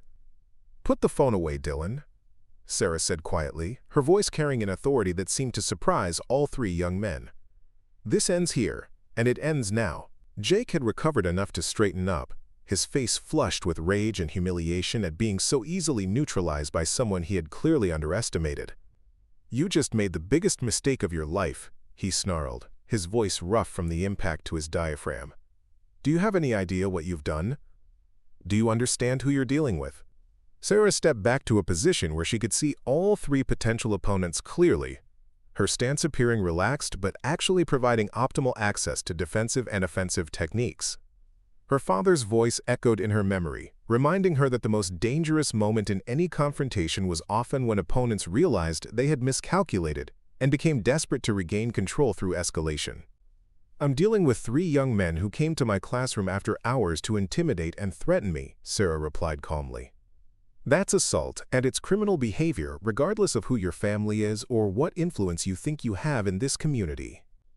"Nobody's going to believe that," Mason said, cradling his numb arm against his chest while shooting venomous glances at Sarah. "Three honor students came to talk to their teacher about academic concerns, and she attacked them without provocation. That's the story everyone's going to hear, and that's the story that will stick when my father's lawyers get involved." Sarah smiled, and for the first time since this confrontation began, her expression held genuine confidence rather than professional calm. "Is that the story you're planning to tell? Because I'm afraid there might be some evidence that contradicts that narrative." Dylan's expression shifted from smug confidence to confused uncertainty. "What are you talking about?" Sarah moved to her desk and opened the bottom drawer, retrieving a small device that she had hoped never to use but had installed as a precaution after the first week of escalating harassment. The recording system was more sophisticated than the simple audio recorder she had initially considered, providing both visual and audio documentation with timestamps and GPS coordinates that could verify the location and timing of any incidents. "I've been recording everything that happens in this classroom for the past 3 weeks," Sarah said, her voice carrying the satisfaction of someone who had prepared for exactly this scenario. Audio and video. Automatically uploaded to cloud storage with timestamps and location data that can't be altered or deleted. The system activates whenever someone enters the room after normal school hours. And it's been documenting every word of tonight's conversation. The silence that followed her revelation felt like the moment after lightning strikes, when thunder hasn't yet reached the listener, but the air itself seems to vibrate with impending impact. Jake's face cycled through a series of expressions: surprise, anger, fear, and finally a cold calculation that was somehow more disturbing than his previous aggression. "You're bluffing," he said, but his voice lacked the conviction it had carried moments earlier. Sarah touched the screen of her phone and the sound of Jake's own voice filled the classroom. "This is about power. Real power. The kind that determines who gets jobs in this town, who gets college recommendations, who gets building permits approved, who gets invited to the important social events, who gets to live comfortably, and who gets to struggle." Dylan's phone slipped from his nerveless fingers, clattering to the floor with finality that seemed to echo through the room. Mason had gone pale, his earlier bravado evaporating as the full implications of their recorded threats became clear. "You see," Sarah continued, her voice maintaining the same calm professionalism she had used throughout this encounter, "I learned something important during my first week here. Documentation matters, evidence matters, and the truth has a way of surfacing no matter how much influence someone thinks they have." Jake's expression had shifted into something that resembled panic, though he was trying desperately to maintain his facade of control. "Nobody cares about your recordings. My father has connections throughout this district, throughout the county. He's donated thousands of dollars to political campaigns, sponsored community events, provided jobs for half the families in this town. People aren't going to turn against him because of some teacher with a recording device." "Your father," Sarah interrupted gently, "is a businessman who depends on community trust and political relationships to maintain his success. How do you think those relationships will be affected when people hear recordings of his son threatening a teacher, describing his family's power in terms that sound suspiciously like corruption, and then escalating to physical assault when his intimidation tactics failed?" The question hung in the air between them, like a sword suspended by the thinnest of threads. Sarah watched as each of the young men processed the implications of their situation, understanding dawning in their faces like sunrise after a very long night. "You don't understand the consequences of what you're doing," Dylan said, his voice barely above a whisper. "This isn't just about us. There are other people involved, other families, other relationships, that could be damaged by this kind of exposure." Sarah studied Dylan's face, recognizing something in his expression that suggested this confrontation might have deeper implications than she had initially realized. "What other people, Dylan? What other relationships?" Mason shifted uncomfortably, his injured arm hanging uselessly at his side. "Look, Miss Chen, maybe we can work something out. Maybe there's a way to resolve this that doesn't involve recordings or reports or any of the official stuff that could cause problems for everyone." "What kind of problems?" Sarah asked, her training telling her to gather as much information as possible before making any decisions about how to proceed. Jake's expression had become increasingly desperate as he realized that his usual tactics weren't working. "You don't know what you're getting into. This isn't just about my family or my father's business. There are other people in this town who benefit from the way things work, who depend on certain arrangements and understandings that have been in place for years." Sarah felt pieces clicking together in her mind, forming a picture that was both clearer and more troubling than what she had understood before. "What kind of arrangements?" "Nothing illegal," Dylan said quickly.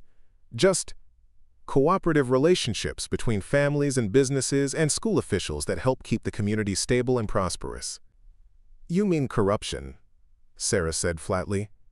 "We mean practical politics," Jake replied, his tone becoming defensive. "My father helps fund school programs that wouldn't exist otherwise. He provides jobs for graduates who might otherwise have to leave town to find work. He sponsors athletic teams and academic competitions and community events that bring people together. In return, the community recognizes his contributions and shows appropriate appreciation." Sarah understood now that she had stumbled into something much larger than simple bullying or even family privilege. Jake Morrison's behavior in her classroom was just the visible tip of a systemic problem that involved multiple layers of community power structure. "And what form does this appreciation take?" Sarah asked. Mason looked nervously at his friends before answering. hiring preferences for construction contracts, favorable consideration for zoning applications, academic accommodations for family members, social invitations that help maintain business relationships. Nothing that hurts anyone, just recognition of mutual dependence and respect. Academic accommodations, Sarah repeated. You mean grade changes and disciplinary exceptions? I mean understanding that some students face pressures and responsibilities that others don't, Jake said. My family's business reputation affects dozens of employees and their families. If my academic performance or behavior reflects poorly on that reputation, it has consequences that extend far beyond my personal situation. Sarah felt a cold realization settling in her stomach. How many teachers have been pressured to accommodate these understandings? The three young men exchanged glances that communicated volumes without words. Finally, Dylan spoke, his voice carrying genuine reluctance. Most of them figure it out pretty quickly. They learn which students need special consideration and which families require careful handling. It's not complicated, and it doesn't prevent them from teaching effectively. It prevents them from teaching honestly, Sarah replied. It turns education into a commodity that can be bought and sold rather than a right that belongs equally to all students. That's idealistic bullshit, Jake snapped, his fear giving way to renewed anger. This is the real world, where families like mine create opportunities for families like theirs. Without our investments and our business relationships and our political connections, half the people in this town would be struggling to survive. And in return, your family gets to operate above the law? We get the respect we've earned through generations of contribution to this community.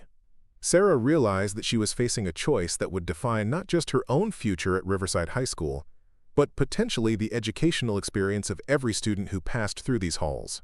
She could accept the accommodation that Jake and his friends were offering, could agree to look the other way when family influence trumped academic integrity, could become another complicit participant in a system that prioritized wealth and connections over fairness and genuine learning. Or she could use the evidence she had gathered to expose the corruption that had apparently been operating for years beneath the surface of Millfield's educational system. What do you want? Jake asked finally, his voice stripped of its earlier arrogance. I want you to leave my classroom, Sarah replied simply. I want you to stop harassing students who participate in class discussions. I want you to complete your assignments honestly and contribute positively to our learning environment, just like every other student in this school.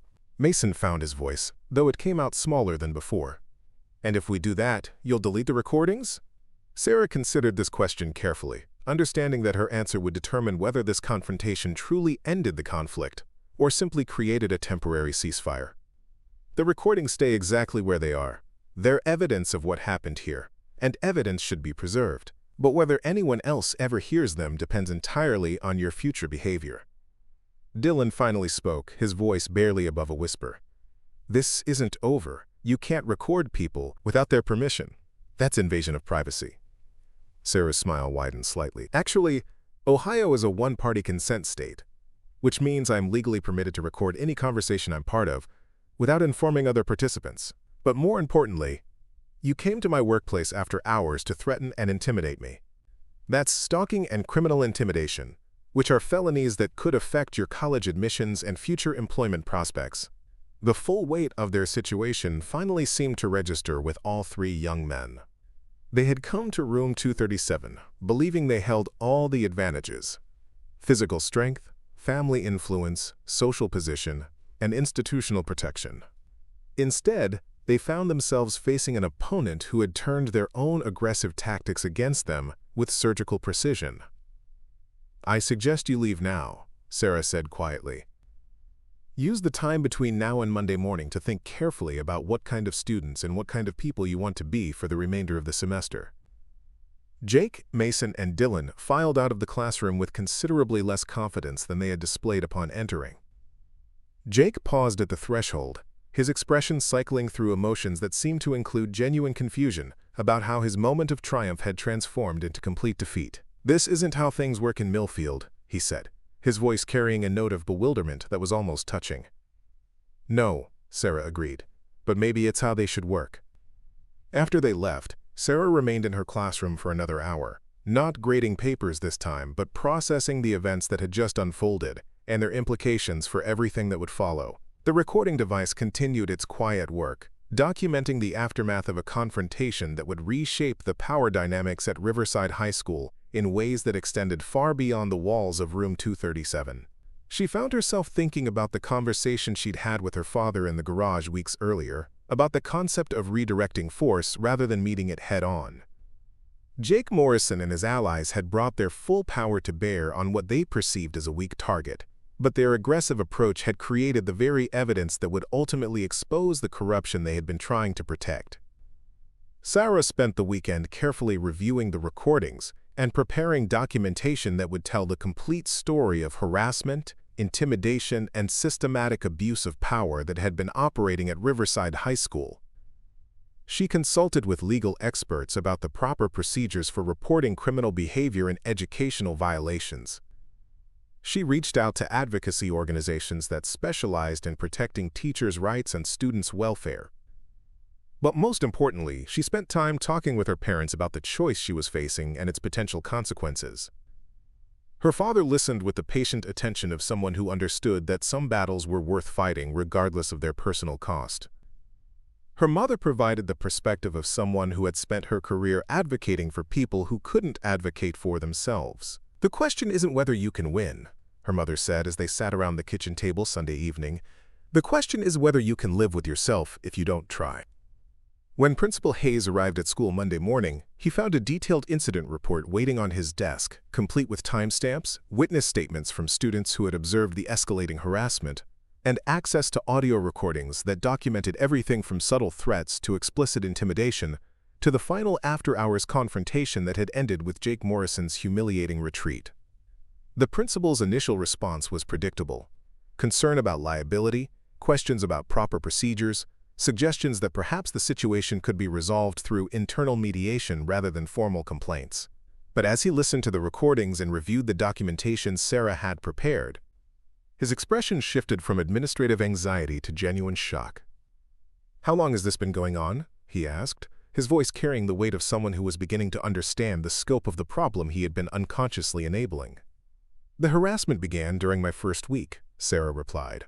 "But based on what Jake Morrison said during Friday's confrontation, the underlying corruption has been operating for years." Principal Hayes spent the rest of the day conducting what amounted to an internal investigation, speaking with teachers and staff members who had observed the Morrison family's influence over school policies and procedures. What he discovered was a pattern of accommodation and exception that had gradually normalized corruption, to the point where most people no longer recognized it as problematic. The school board meeting that followed was unlike anything in the district's history.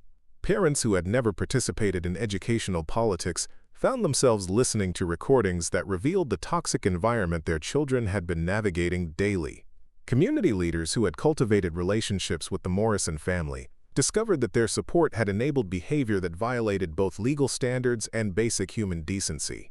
The recordings were devastating in their clarity, providing undeniable evidence of threats, intimidation, and explicit descriptions of how family influence was used to subvert educational integrity. Jake Morrison's voice, preserved with digital precision, described a system of corruption that implicated not just his own family, but multiple community leaders and business relationships. Board members who had previously rubber-stamped Morrison family requests found themselves facing questions from constituents who demanded accountability and reform. The superintendent, who had built his career on avoiding controversy and maintaining community relationships, discovered that some controversies couldn't be avoided when they were documented with such thorough precision. Jake Morrison, Mason Torres, and Dylan Reed found themselves facing suspension pending criminal investigation, their college applications suddenly complicated by disciplinary actions that would require explanation in admissions essays. The Morrison family's political influence, which had seemed unshakable just weeks earlier, began to crumble as community members realized that protecting bullies ultimately endangered everyone's children. But the most significant changes occurred in the hallways and classrooms of Riverside High School itself. Students who had learned to navigate their educational experience through careful avoidance of conflict discovered that courage could be contagious, that standing up for classmates could create bonds stronger than any intimidation tactics. Trevor Walsh began participating in class discussions with enthusiasm that surprised even his closest friends. Amy Rodriguez started sharing her poetry during the creative writing segments Sarah had incorporated into her curriculum. Jennifer Kim organized a student advocacy group that provided peer support for anyone facing harassment or discrimination. Marcus Williams used his mechanical expertise to help Sarah install additional security measures in her classroom. But they quickly realized that the physical safety features were less important than the cultural transformation that had taken root throughout the school. When students felt empowered to speak up for themselves and each other, when teachers felt supported in maintaining high standards regardless of family politics, when administrators prioritized educational mission over community appeasement, the entire environment shifted in ways that made everyone safer and more successful. The ripple effects extended far beyond Riverside High School. Other districts in the region began reviewing their own policies regarding family influence and academic accommodations. State education officials opened investigations into potential violations of federal anti-discrimination laws. Local news organizations picked up the story, turning Millfield's internal conflict into a broader conversation about corruption in public education. Sarah's Wing Chun training had prepared her for physical confrontation, but it was her commitment to her students that had given her the courage to document everything, to stand firm against intimidation, and to use the Morrison family's own tactics against them with devastating effectiveness.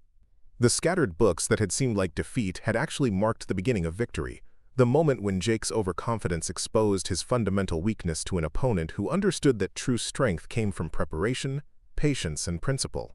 The legal proceedings that followed were complex and lengthy, involving criminal charges for stalking and intimidation, civil rights violations, and administrative sanctions that reached multiple levels of district leadership. Jake Morrison eventually pled guilty to reduced charges in exchange for community service and mandatory counseling. His father's construction company lost several lucrative school district contracts as investigators uncovered evidence of bid rigging and preferential treatment. But perhaps the most meaningful outcome was the transformation of Room 237 itself. Sarah's classroom became a symbol of what education could be when it operated according to principles of fairness, intellectual honesty, and mutual respect. Students from other classes began asking to transfer into her sections, drawn by stories of discussions where ideas mattered more than social status and where academic achievement was measured by effort and growth rather than family connections. On the last day of the semester, as snow began to fall outside the windows of Room 237, Sarah stood before her students with a sense of completion that had nothing to do with curriculum requirements or standardized testing benchmarks. These young people had learned to find their voices, to support each other, to believe that their education mattered enough to fight for and protect. "Before you leave today," Sarah said, her voice carrying the quiet satisfaction of someone who had discovered that idealism and strategic thinking could coexist, "I want you to remember something important. Each of you has the power to change environments, to stand up for what's right, to refuse to accept that intimidation and corruption are simply the way things have to be." She looked around the room at faces that reflected confidence, hope, and the kind of intellectual curiosity that thrived when students felt safe enough to take academic risks. "You've learned that literature can help us understand ourselves and our world, but you've also learned that understanding without action is incomplete. Knowledge becomes wisdom only when we use it to make things better for ourselves and others." As her students filed out for winter break, many stopped to thank her not just for teaching them about symbolism and character development, but for showing them that teachers could be allies, that adults could be trusted to protect rather than exploit, that schools could be places where justice mattered more than politics. Jennifer Kim lingered after the others had left, her expression thoughtful as she considered everything that had changed since that first confrontation in October. "Miss Chen, can I ask you something?" "Of course." "When you first came here, did you know this was going to happen? Did you plan for all of this?" Sarah considered the question carefully, thinking about the young woman she had been just months earlier. Full of idealistic hopes but naive about the realities of institutional power and corruption. "I planned to be the best teacher I could be for my students. Everything else was just refusing to compromise on that goal." Jennifer nodded, understanding something important about the relationship between principle and courage. "Thank you for not giving up on us." The steel mills of Millfield continued their ancient work, their smokestacks reaching toward winter skies that seemed somehow brighter than they had in October. But inside Riverside High School, something fundamental had shifted, something that would ripple outward through graduating classes and community conversations for years to come. Sarah Chen had arrived in Millfield as an idealistic young teacher who believed education could change the world. She was leaving for winter break as someone who had proven that belief could be transformed into reality through careful preparation, strategic thinking, and the kind of quiet courage that refused to surrender in the face of intimidation. The scattered books had been gathered, the broken system had been repaired, and Room 237 had become what every classroom should be, a place where learning flourished because everyone felt safe enough to grow. Up next, you've got 2 more standout stories right on your screen. If this one hit the mark, you won't want to pass these up. Just click and check them out.